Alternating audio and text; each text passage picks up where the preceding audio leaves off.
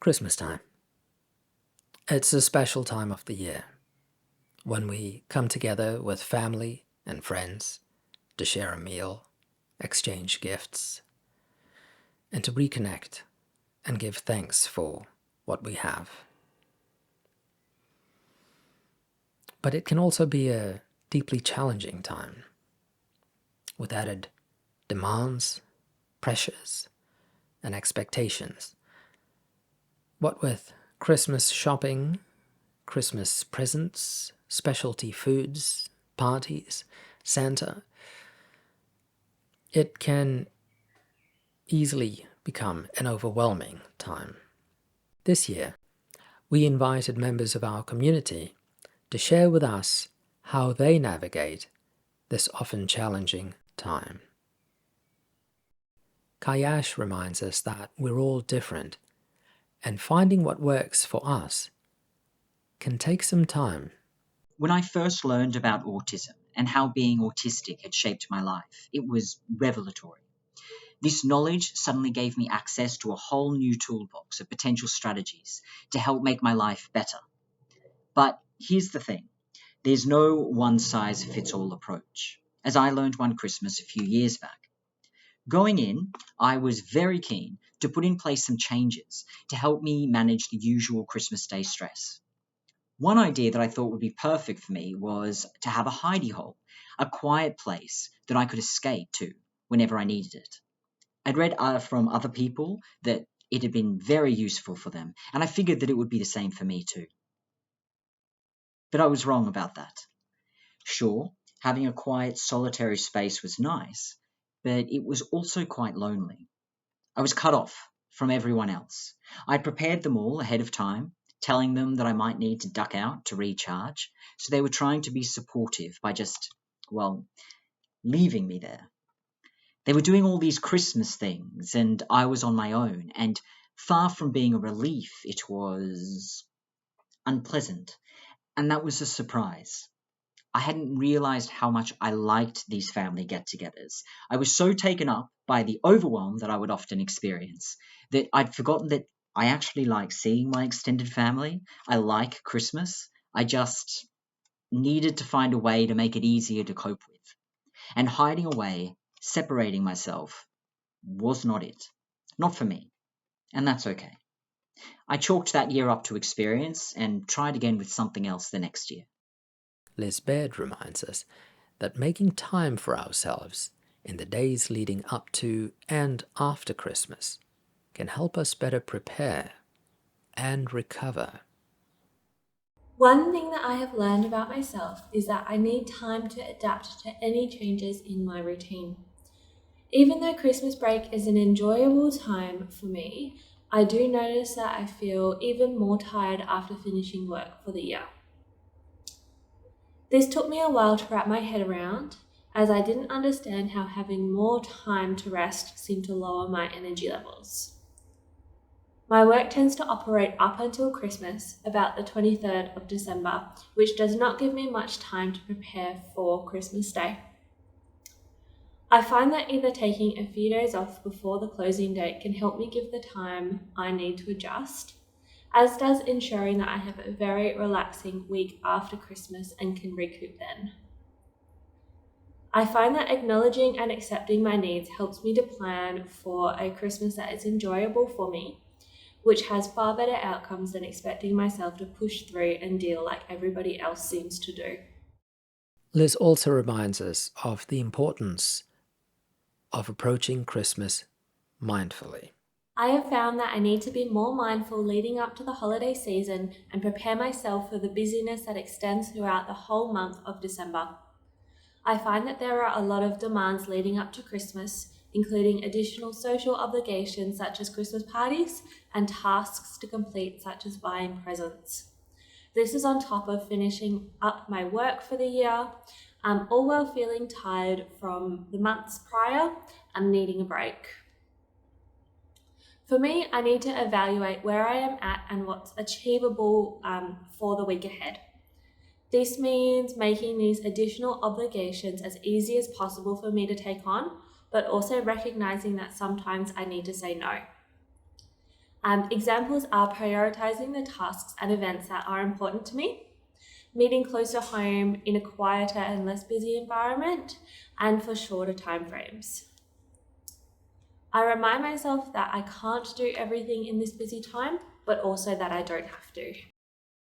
Whether it's sitting down to a meal together, or playing cricket after lunch, or dressing up as Santa to hand out gifts, we all have traditions that are unique to our families. Regardless of how we may feel about these traditions, we are often expected to participate. Eliza talks about feeling anxious about one of her family's traditions and how she gradually overcame that anxiety. If someone was to ask me if I like Christmas, I would say yes, and it's the best time of the year. But it wasn't always like that for me. Hi, my name is Eliza, and something that you may not know about me is that I didn't always like Christmas. And that was tricky, especially when my grandmother, mum, sister, aunts and cousins all loved getting into the spirit of Christmas and continuing our family traditions. So the good thing about traditions is that they become more predictable and you know what to expect.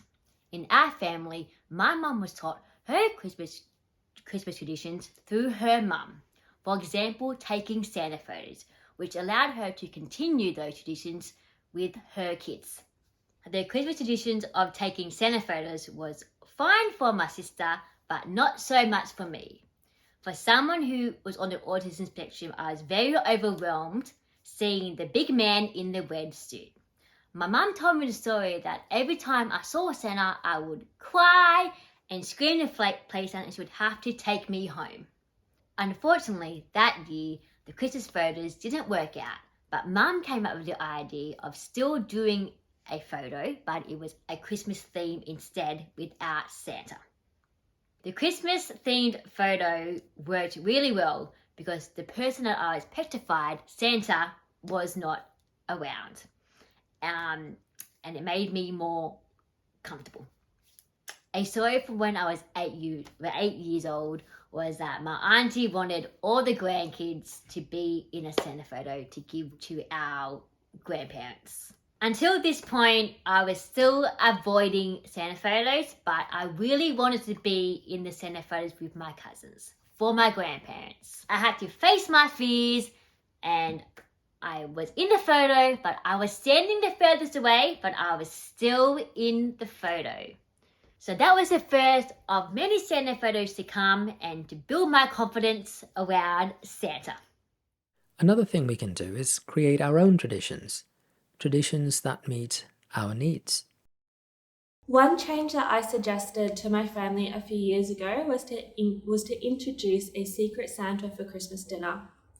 I find that buying gifts takes up a lot of capacity for me and that it is difficult to buy an individual gift for each family member, even though I have a relatively small family. Doing a secret Santa means that now I only have to organize one gift for Christmas dinner, which makes a big difference for me and I think for some of my relatives as well. While there was some initial resistance to changing this process, this is now how we organise our gifts every year. As a lot of you know, with autism, a big thing can be sensory issues around food and that sort of thing. So what we do is we do whatever it is for the adults in the family, which, you know, can be quite a traditional meal or something in between. And for our children, we go and get them McDonald's. We get them a Happy Meal for Christmas Day, and that's what they have for lunch. They know that's what they're going to have. They know that's what they're going to expect. It's going to be the same as it always is. And yeah, it just helps to keep things a bit more relaxed for them. We're not trying to make them eat things that they're not used to on a day that's already with heightened stress, you know, lots of sensory noises and, you know, smells as well from, you know, a Christmas lunch that, you know, they're not used to. I picked my own Christmas present, so I know that I love it. So I don't get stress and anxiety when it comes to opening my presents on Christmas Day.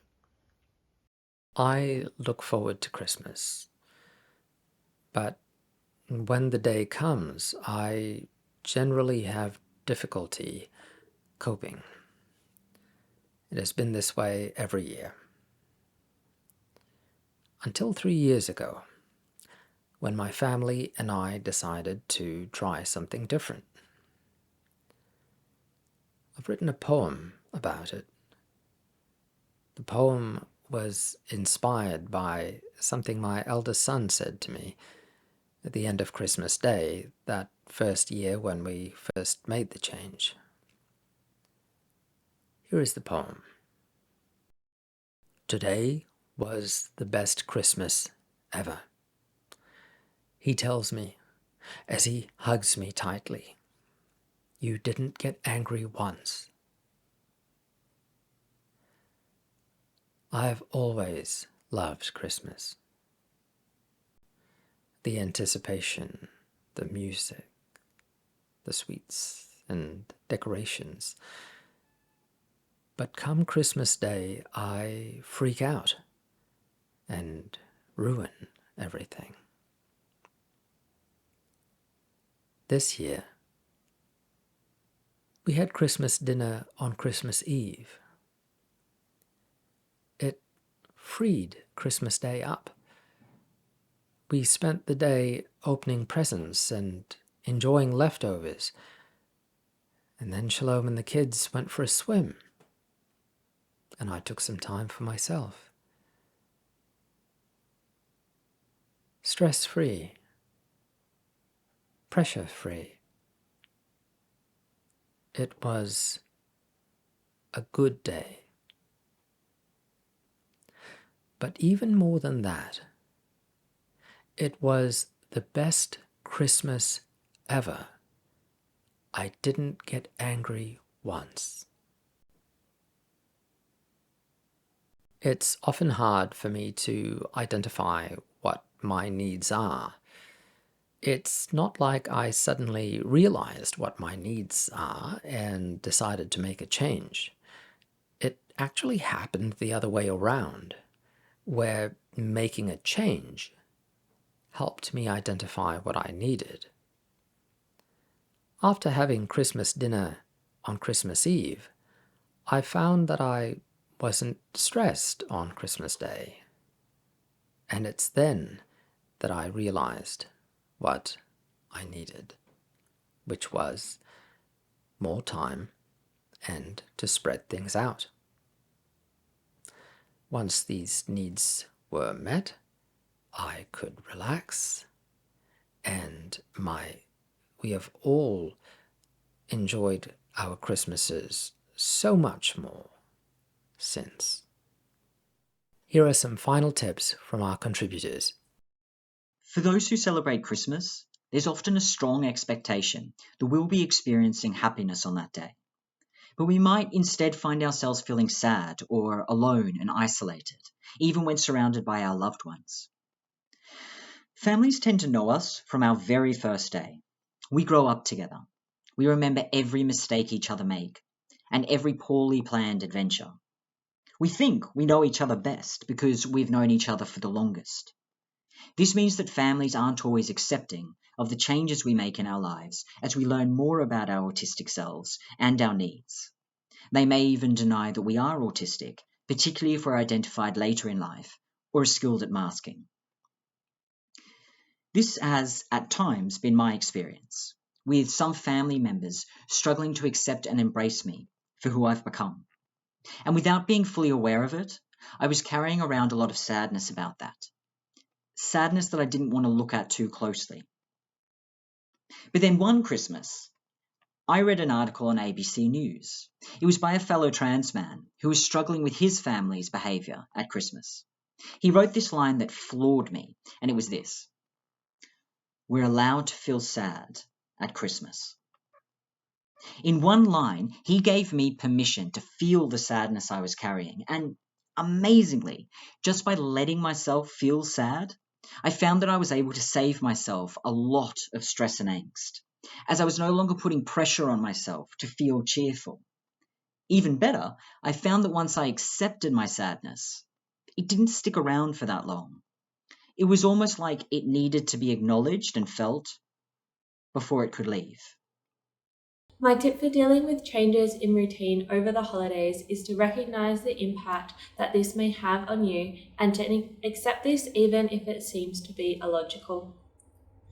I find it challenging to notice my energy levels and so need to be consciously looking out for signs of how I am feeling and linking these to recent events. It may also take me several occurrences to work this out, but once I do, it is much easier to plan for ways to make future events more manageable. So my tip for family is just to continue your family traditions and find ways to include your child and support them, and don't give up. Because Christmas always felt so far away and I was super unfamiliar with it, my anxiety around Christmas and the celebrations made me not the biggest fan of their festivities. Each year it got easier and easier, and the not so familiar became familiar. Now I love Christmas and all the Christmas traditions that we do as a family. Thinking outside of the box of what things are traditional, what are like socially accepted, it's your family. You can make the event work for your family. Because the other thing that I say is doing these things, to help regulate people, keep sensory overload at bay, emotional overload at bay. All of that really helps to reduce the risk of meltdowns and shutdowns at the end of the day, at the end of the week, whenever it may be. If you're still feeling a bit funny about it all and, people are going to say, oh, why are you doing things differently? Those people that you're trying to please likely aren't going to be there at the end of the day when either yourself, your children, or all of you are having a meltdown or shutdown and really struggling. Those people aren't going to be there to help you through. So thinking, let's make this work for our family the best we can so that we can have a great time and we don't have to deal with any or as many meltdowns or shutdowns afterwards. If there are still some, then that's okay. But you've done things in the way that works for you and for your family. My tip for managing our needs over the holidays is the old cliche: try, and try again.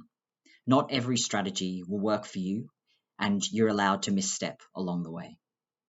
From everyone at Reframing Autism, have a safe and happy holidays. I wish everyone a happy holidays, and hopefully this was useful to you. Merry Christmas!